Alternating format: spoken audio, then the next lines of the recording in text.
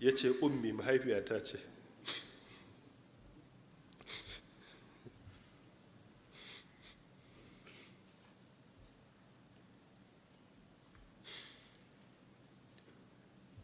Me ke damunta?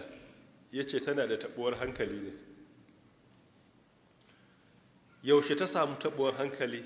Ya ce a haka ta yi ciki na ta haife ni.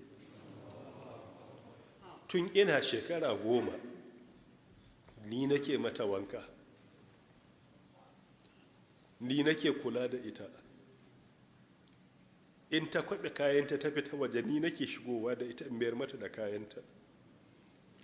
Yau shekara na 33, shekara 23 a cikin wannan nake. Ban taba jin na gajiya ba, ban taba jin abun ya dame ni ba, kuma ba ni da niyyar na daina. Ta juya da ya ce uwarsa ne, ta kallai ta ce ƙarya kake, fashe da dariya. Ta ce na ce maka ka kai ni Makka. Ya ce baba zan kai kiran alhamis in Allah ya yarda. Me zaki? ta ce zan yi umra. Likita ta juya ta kalle shi.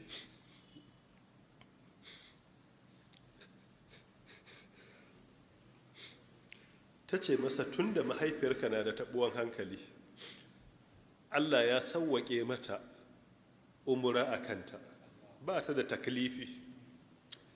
Ya ce tun da tana bukata ni zan kai ta insha Allah, ba na bukacin ta bukatu wani abu daban mata ba.